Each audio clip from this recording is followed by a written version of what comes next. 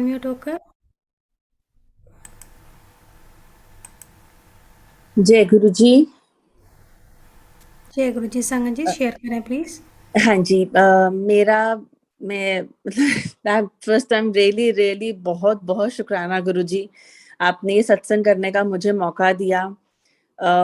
ये सत्संग मेरे हस्बैंड से रिलेटेड है और उनकी हेल्थ से रिलेटेड है, जिसके बाद गुरुजी ने बहुत बहुत बहुत ब्लेस करा हम लोगों को।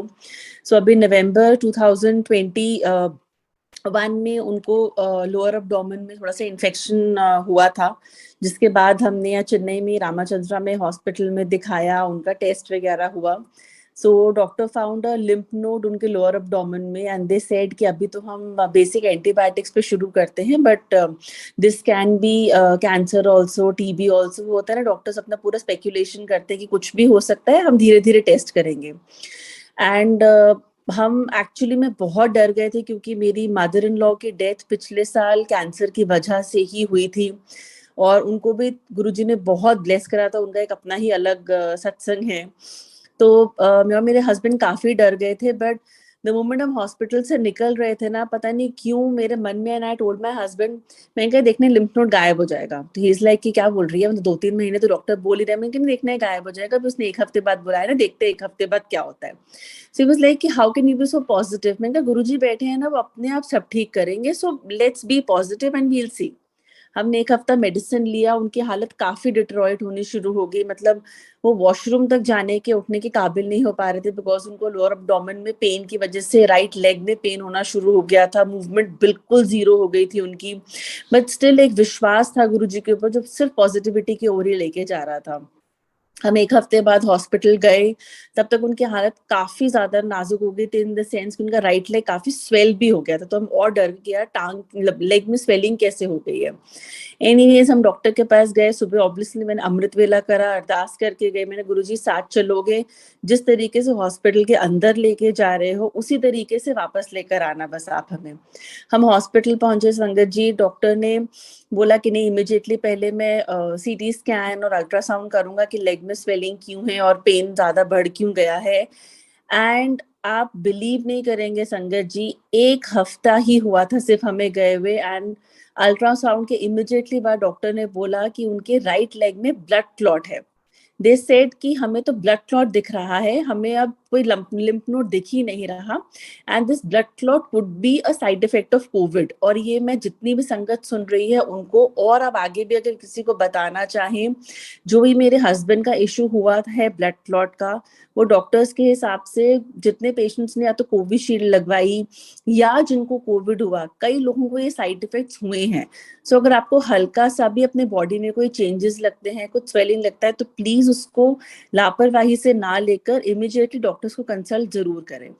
डॉक्टर ने बोला कि ये लिम्फ नोड है, इमिजिएटली ही नीड्स टू बी हॉस्पिटलाइज, ताकि वो इमिजिएट ट्रीटमेंट शुरू हो जाए। गुरु जी की बहुत बहुत कृपा थी कि वो जो ब्लड क्लॉट था वो सिर्फ राइट लिम्ब में था, वो उनके हार्ट, लंग्स, चेस्ट में कहीं नहीं पहुंचा था। अनंतम शुक्राना गुरु जी का। एंड मेरे हस्बैंड 4-5 डेज हॉस्पिटलाइज हुए, डॉक्टर्स ने क्लियरली बोला। फिर मैंने गुरुजी से अरदास करना, गुरुजी देखो सर्जरी का मत करने देना, जो आप इजी, मतलब इजी तो नहीं बोलूंगी, बट हाँ, चाहे ट्रीटमेंट लंबा करना, दुख होगा हम मानते हैं, लेकिन ऐसा कुछ मत करना जो ना हम पूरा ना कर पाए अपनी तरफ से। उसमें भी गुरुजी ने इतना साथ दिया, उनकी सर्जरी रुक गई। डॉक्टर्स ने क्लियरली बोला कि ये दवाइयों से 2-3 महीने लग सकते हैं, लेकिन दवाइयों से ब्लड क्लॉट खत्म हो जाएगा। एंड उनको लिम्फ, उन्होंने दोबारा सीटी स्कैन करा फुल बॉडी पर, उनको लिम्फ नोड नजर ही नहीं आया। दे वर सरप्राइज कि पता नहीं, और वो 2.1 सेंटीमीटर से ऊपर का लिम्फ नोड था। दे वर लाइक कि पता नहीं, शायद वो लिम्फ नोड अपने आप ही डिसॉल्व हो गया, या हो सकता है वो ब्लड क्लॉट में कन्वर्ट हो गया। वो गुरुजी जाने उन्होंने क्या क्या मेहर बनाई हमारे ऊपर। लेकिन आज 2 महीने हो गए उनके ट्रीटमेंट को, और गुरुजी की इतनी असीम कृपा हुई है उनके ऊपर कि जहां वो एक कदम चल नहीं पा रहे थे, अब वो वापस अपने रूटीन पर आए हैं। Obviously along with the treatment office जा पा रहे हैं, गाड़ी चला पा रहे हैं, चल फिर पा रहे हैं। गुरुजी का अनंतम अनंतम शुक्राना। और मुझे सबसे बड़ी ब्लेसिंग जो गुरुजी ने दी, वो गुरुजी ने मेरा ड्रीम पूरा करा, सत्संग कराने का। मेरा बहुत सालों से मन था कि मैं सत्संग कराऊं, कैसे करा पाऊंगी। तो मैंने पिछले हफ्ते ही अपने घर पे शुक्राना सत्संग कराया यहाँ चेन्नई में। गुरुजी ने ने इतना अच्छा सत्संग कराया, इतनी अच्छी ब्लेसिंग्स दी, लाइट फ्लिकरिंग हुई, मैंने एक छोटी सी फ्लाई देखी गुरुजी के प्रसाद के ऊपर जब भोग लग रहा था। और दूसरा मेरा सपना कि मैं चाहती थी मेरी कार पे गुरुजी ब्लेसिंग्स ऑलवेज गुरुजी का स्टिकर लगे। वो भी मेरी सिस्टर दिल्ली से आई हुई थी, तो गुरुजी ने बड़े मंदिर से स्पेशली वो मेरे लिए ब्लेसिंग भिजवाया, मेरी गाड़ी पे वो स्टिकर लगा।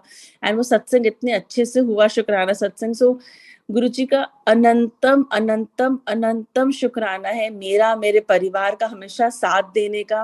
हम बस यही अरदास करते हैं गुरुजी, दुख आएगा हमें पता है, बस उस दुख को सहन करने की शक्ति देना और कभी भी विश्वास को डामाडोल मत होने देना। बस मैं यही बोलूंगी संगत जी, गुरुजी का अनंतम शुक्राना है, सबका साथ देने का, सबको ब्लेस करने का, और हमें हमेशा एक सही रास्ता दिखाना। कहते हैं ना कि हम उनका हाथ छोड़ दो, वो हमारा हाथ कभी नहीं छोड़ेंगे। So we love you Guruji.